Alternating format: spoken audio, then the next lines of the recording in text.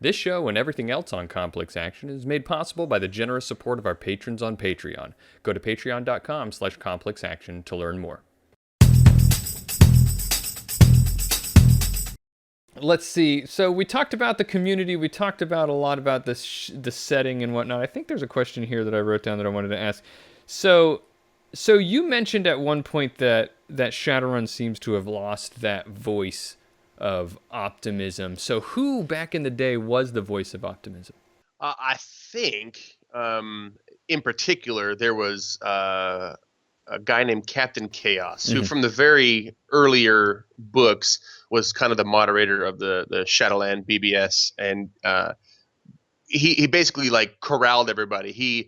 He was an informational anarchist, so information is meant to be free. No matter what the information is, give it away to everybody, and that's the only way that anybody can ever be free is if they have all the information in order to make the choices that they want to make. He was a member of I want to say it was the North American Neo-Anarchists Club. I don't off the top of my head. North American Neo-Anarchists, maybe that was it. And he was unabashed in his philosophical neo-anarchism, but he was also a good guy.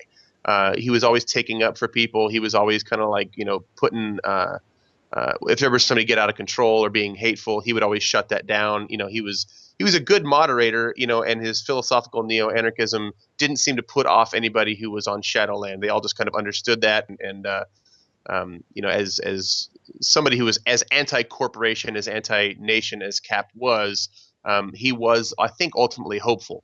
He always wanted to see the best in things. And that, again, like I said, in character, Opti took a lot of his cues from Captain Chaos, a lot of influence there. You were talking about how nowadays that voice of optimism seems to, if it's not gone, it's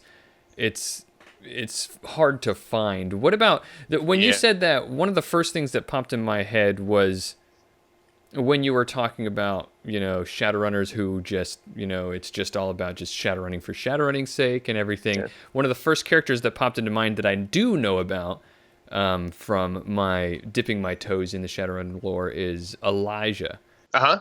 Who I think that's his name, the archaeologist, the magician. Sure. And he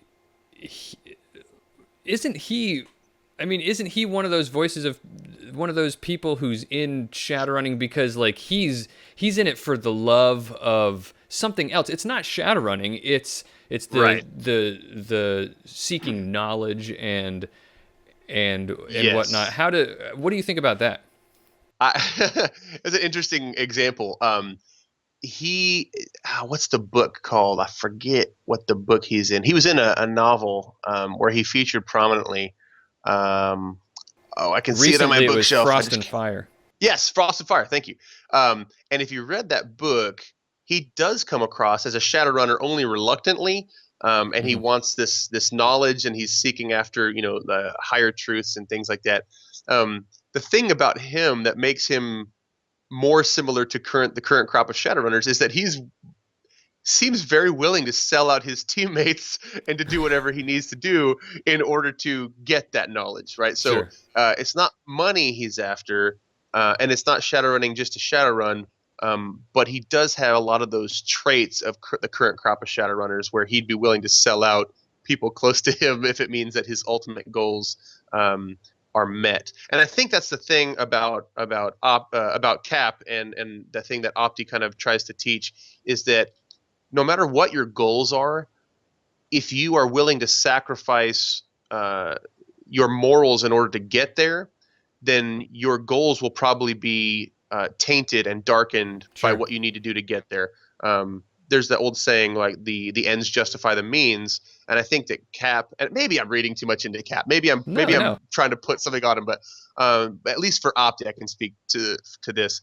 For Opti, the ends never justify the means. The means become the ends. So sure, whatever means you use to get what you want done, that becomes the ends. So, for example, again, politics. Sorry, but if you're a South American rebel and you're fighting against a corrupt dictatorship, you might overthrow your corrupt dictatorship But if you use a lot of violence and a lot of shady dealings to get that done, you will not have gotten rid of a tyrant. You will just have replaced a tyrant with another brutal tyrant.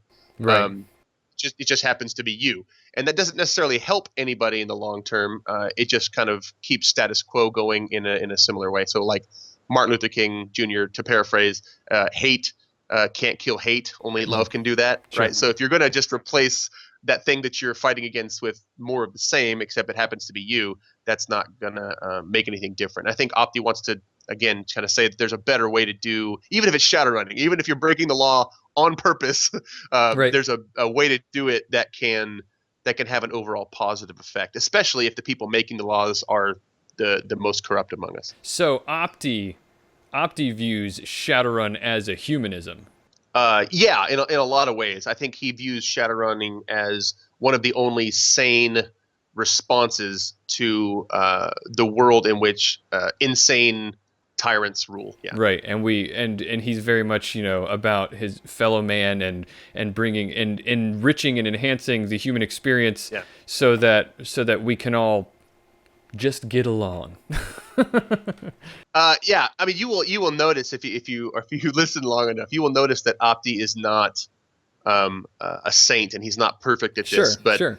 he tries really hard, and then ends up kind of failing, here and there. But I think the overall arc is he wants to see the world get better, even if he kind of if you ever grill him on it, he kind of probably doesn't think it will. He's always going to act as if it can and it will. So, and I mean, and there's the Opti and Optimism, right? So Yeah. I mean, that is really, and I'm going to sound like I'm making fun, but I'm not. That is really beautiful. I actually really like that. I mean, it is. It's I'm very much humanist in my philosophies personally as well, and I think that speaks to me a lot. Yeah. And that, again, the idea of Shadowrunners as just shadow capitalists, that can be there, and then that leads right up to escapism, which I'm not particularly interested in. And if people want to play Shadowrun and do that, like, that's great, because Shadowrun can be a fun game that you can just pop into and roll some dice and then be done with. But I think there are some of us who view Shadowrun as one of those grand thought experiments, and I don't want to inhabit a world long term in which I'm part of the problem and making it worse. Right. I think there's enough of that in real life. Right. And I don't want to be a part of the problem in real life either. But from a storytelling perspective, how great is it that Shadowrunning and Shadowrunners can have that, like be this community that creates internally these differing opinions that actually can create conflict among themselves, like just as a storytelling device, like how that is awesome. Yes. Yeah. In fact, that's, again, it's one of the things I really like, is even among the Shadowrun freelancers, there is a vast difference of philosophies and perspectives and personalities. So when we get together and we discuss, which isn't like all the time, it's not like we go into the office together and go, hey, what's up? We live in different states and all that. Talking around the water cooler. Yeah, right. But when an idea gets brought up, I mean, there is oftentimes very fierce debate about kind of the direction that this is going to go. And then somebody kind of does their own little thing over here with their particular character or story. Somebody does something over here with a different set. And then when those come together, you see that they are not compatible. If it is just not a static thing. It is not all the same. And I think it's creating a more realistic tapestry for the lore moving forward.